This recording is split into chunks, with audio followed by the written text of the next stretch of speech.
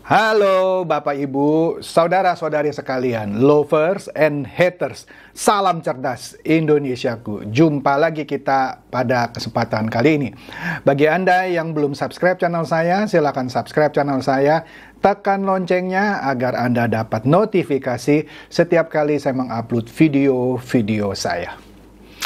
Oke, pada kesempatan kali ini saya kembali akan membahas perkembangan politik di tanah air ya, yang semakin seru ya. Anda yang nggak usah nonton, skip aja, karena ini tontonan untuk para bebek cerdas ya, yang tidak mau dungu seperti bebek dungu ini di bidang politik ya.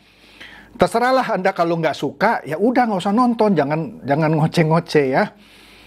Oke, sekarang kita lihat nih, apa sih yang terakhir yang ya agak hot gitu ya. Nah, ceritanya ternyata selama 6 bulan terakhir ini ada pertemuan antara Luhut Binsar Panjaitan dengan Surya Paloh.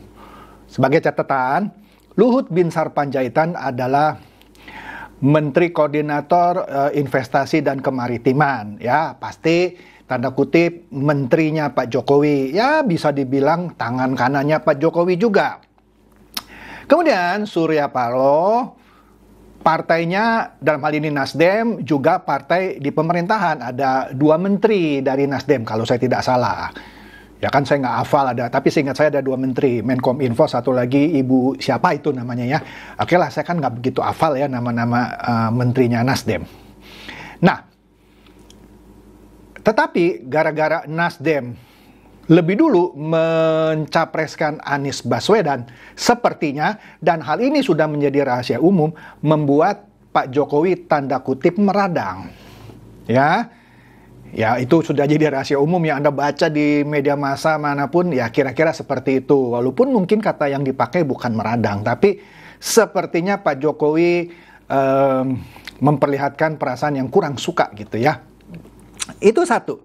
Nah, kembali lagi, tadi saya katakan dalam 6 bulan terakhir, Pak Luhut dan Surya Paloh sudah 4 kali melakukan pertemuan. Baru-baru ini, 2 hari yang lalu, itu ada pertemuan sekali lagi, terakhir. Nah, ini menarik ya.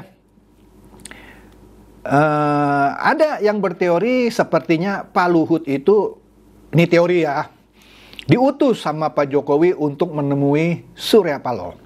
Ya, sebelumnya juga ada yang berteori kenapa Golkar dan PKB bertemu dengan Partai Demokrat dan disambut oleh AHY dan Pak SBY, juga teorinya bilang itu suruhan Pak Jokowi. Walaupun ada teori lain bilang Golkar dan PKB mau membuat koalisi baru. Ya, kalau dibilang buat koalisi baru, kalau Golkar dan Demokrat, maybe yes. Tapi kalau PKB dan Gerindra kayaknya sudah fix. Menariknya, setelah itu Caimin dengan jujur di depan para wartawan bilang, Pak AHY ini imannya kuat. Dengan kata lain, ya kita sudah bisa menyimpulkan di situ ada diskusi sepertinya untuk mengajak Demokrat keluar dari koalisi Indonesia Perubahan. Ya, mau digandeng misalnya ke koalisi Kebangkitan Indonesia Raya. Itu yang bisa saya simpulkan dari keterangannya Caimin, karena dia bilang imannya AHY kuat, dia tetap gitu ya. Jadi dengan kata lain, Demokrat tidak meninggalkan koalisi Indonesia Perubahan. Akhirnya Caimin gagal lah. Nah, apa yang dilakukan antara Erlangga dan AHY? Ada 2 kemungkinan. Mirip seperti Caimin mau narik Demokrat keluar, atau mereka berdua mau membuat koalisi baru, atau ya sama, bukan membuat koalisi baru untuk menarik Demokrat keluar. Kalau itu berhasil, maka Anies tidak bisa dicalonkan sebagai capres. Sudah pernah saya bahas kan. Ternyata itu pun gagal, tapi Pak Erlangga sepertinya tidak terus terang seperti Caimin gitu ya. Dia cuma bilang kami bicara yang enak-enak lah, kira-kira gitu. Anda nonton aja lah video saya sebelumnya. Oke, jadi singkatnya sampai sekarang ini koalisi Indonesia Perubahan tetap solid. Kalau diucapkannya agak ini sulit, bukan solid ya. Oke. Jadi Nasdem itu kokoh karena dia sendiri yang pertama kali mencapreskan Anies Baswedan. Pasti abis ini ada yang bilang, tidak benar ini Pak Chandra ini pendukung Anies Baswedan. Saya paling lucu kalau orang komen gitu, ya. Makanya dengerin sampai habis ya, baru Anda komentar.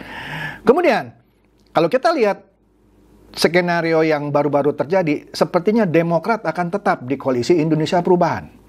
Tinggal PKS. PKS, dengar, ada skenario di mana dia ditarik oleh Sandiaga Uno keluar dari koalisi Indonesia Perubahan, masuk bergabung ke PDIP. Ini maybe yes atau maybe no. Walaupun di tingkat daerah PDIP juga sering berkoalisi dengan PKS untuk memperebutkan kursi wali kota, kursi gubernur gitu ya. Tapi di tingkat nasional lah, dalam arti kata pilpres, tidak pernah terjadi ya. Jadi maybe yes, maybe no. Jadi kalau PKS tidak bisa ditarik ke PDIP, maka koalisi Indonesia Perubahan menjadi solid. Tetap Anies maju. Nah, kembali lagi ke pertemuan Luhut Binsar Panjaitan dan Surya Paloh. Nah, kita lihat di sinilah beritanya dari CNN. CNN bilang, Nasdem sebut bahwa Luhut dan Pak Surya Paloh sepakat cawe-cawe Jokowi tak boleh dibiarkan. Jadi, waduh, ini yang ngomong CNN loh ya, bukan saya. Luhut dan Paloh sepakat cawe-cawe Jokowi tak boleh dibiarkan. Nah, belakangan ini istilah cawe-cawe sudah banyak dipakai oleh media massa karena mereka menyoroti Pak Jokowi kok di akhir masa jabatannya ngatur-ngatur ketua umum parpol yang ujung-ujungnya bertemu di istana bicara capres dan cawapres. Nah, ini adalah pertama kali terjadi di Indonesia. Kita lihat, Pak Harto tidak melakukan itu karena dia turunnya juga tanda kutip diturunkan karena demo mahasiswa. Ya, kelanjutan dari kerusuhan Mei juga. Kedua, Gus Dur. Nah, Gus Dur juga dilengserkan, diganti oleh Ibu Mega. Di akhir periodenya Ibu Mega juga tidak melakukan cawe-cawe seperti ini. Kemudian dia digantikan oleh Pak SBY. SBY 2 periode. Nah, Anda lihat di akhir periodenya SBY memerintah di mana dia tidak boleh mencalonkan lagi, dia juga tidak cawe-cawe. Oke? Akhirnya memerintahlah Pak Jokowi dan sekarang 2 periode. Dan sekarang adalah periode terakhir. Nah, disinilah sehingga banyak yang tanda kutip lah ya, mengkritik. Kenapa ini Pak Jokowi tanda kutip cawe-cawe? Ini yang bilang media massa loh ya. Seperti mau mengatur. Ini sama ini, kira-kira begitu ya beritanya. Ini kita lihat nih beritanya CNN ya. Di sini katanya Ketua Pemenangan Pemilu Nasdem Sugeng Suparwoto katanya ya mengatakan pertemuan antara Ketua Umum Nasdem Surya Paloh dan Menko Marinvest Luhut Binsar Panjaitan membicarakan cawe-cawe atau ikut campur Presiden Joko Widodo dalam koalisi parpol jelang Pilpres 2024 katanya ya. Menurutnya kedua tokoh yang bertemu di Wisma Nusantara lantai 28 makan-makan enak gitu ya. Bersepakat tidak akan membiarkan cawe-cawe presiden. Saya masih belum nangkep nih. Maksudnya tidak akan membiarkan maksudnya apa? Apakah Luhut Binsar Panjaitan akan menegur? Wah, kayaknya nggak mungkin lah. Dia kan bawahannya Pak Jokowi atau bicara dengan baik-baik Pak gitu mungkin ya. Nah, tapi di sini kan di berita CNN bilang sepakat tidak akan membiarkan cawe-cawe presiden katanya ya. Nah, kedua tokoh tadi sepakat bahwa ini tidak boleh dibiarkan. Sepakat saya.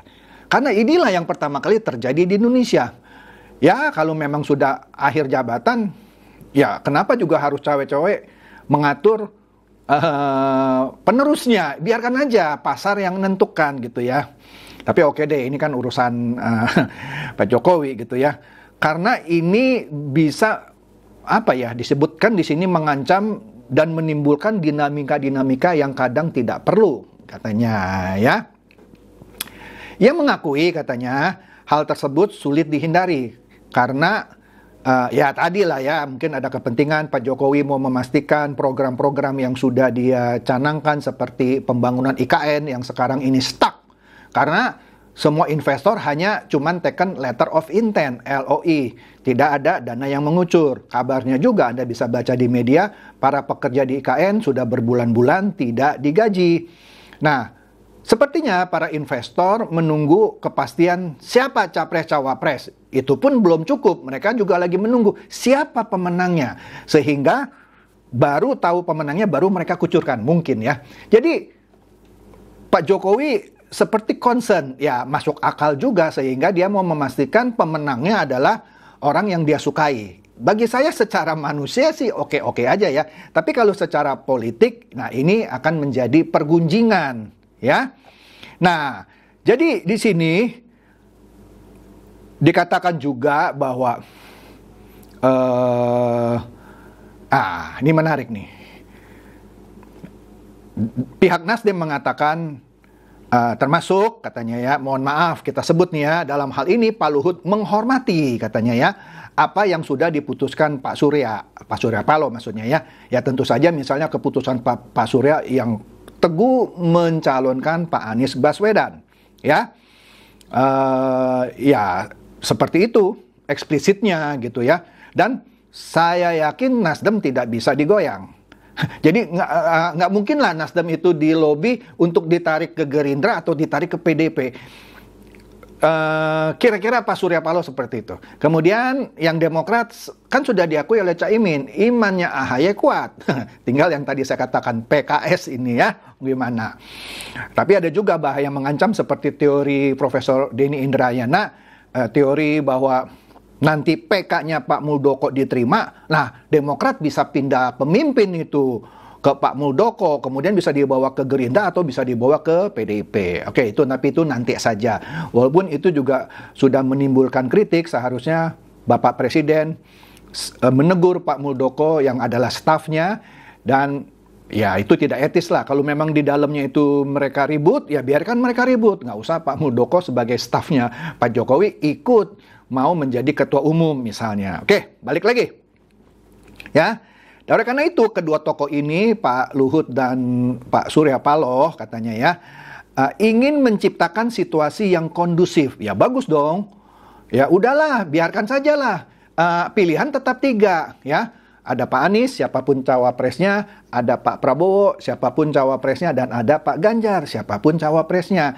Jadi rakyat punya pilihan cukup, ada 3 gitu ya, nggak dibatasi cuma 2. Dan juga seru kan, ada 3 supaya ada 2 putaran. Ya, seperti ya apa ya, pelipur lara Piala Dunia U20 yang batal ya kan. Jadi seru nonton nanti Pilpres ya.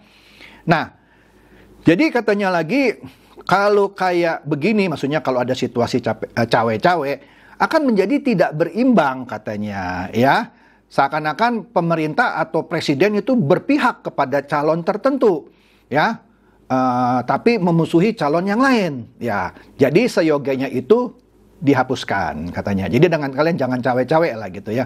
Maka tadi judulnya Luhut dan Surya Paloh sepakat tidak boleh cawe-cawe lagi Pak Presiden ya. Nah sementara itu Pak Jokowi menepis dugaan bahwa dirinya cawe-cawe atau ikut campur urusan partai politik menentukan koalisi di Pilpres 2024. Catat ya, Pak Jokowi menampik, ya, menepis.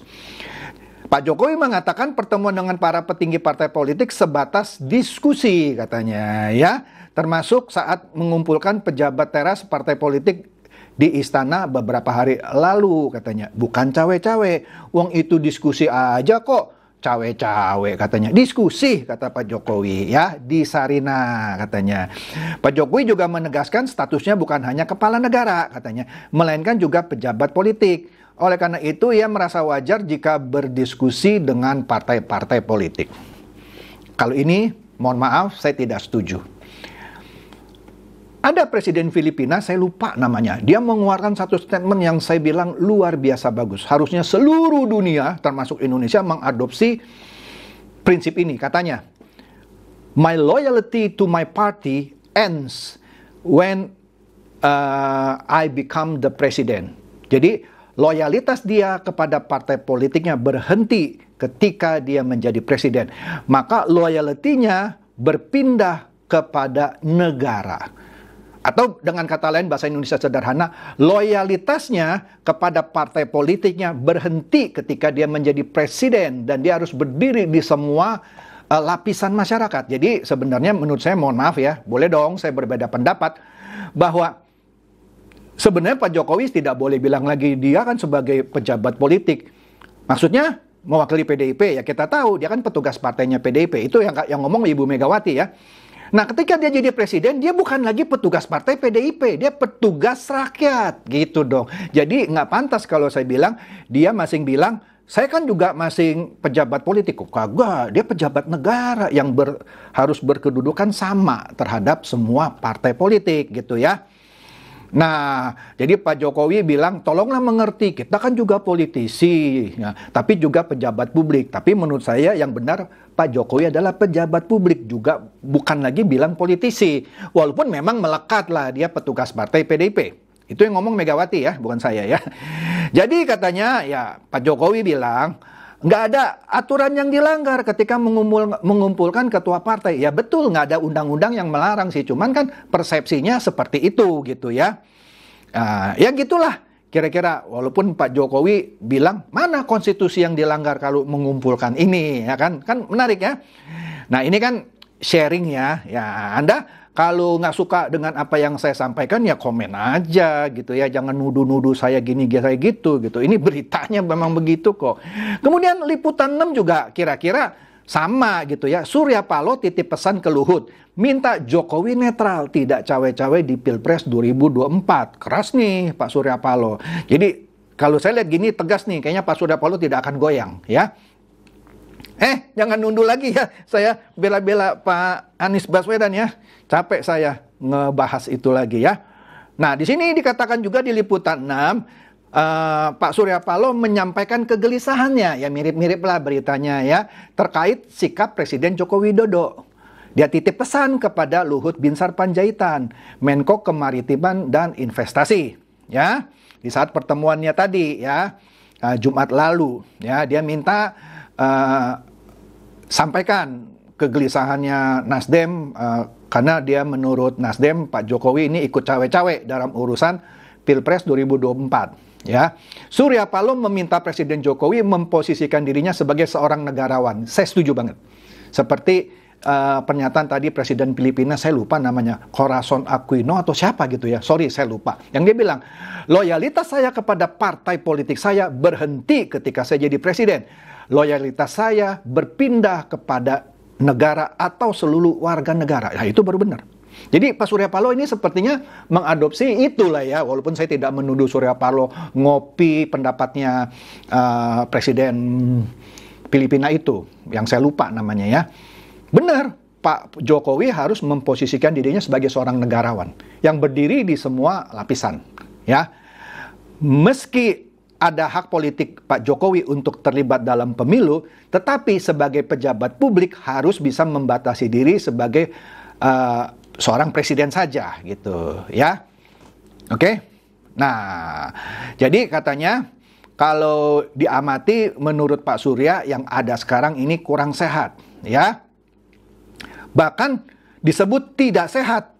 Kalau caranya begini, wah keras tuh Pak Surya Paloh gitu ya.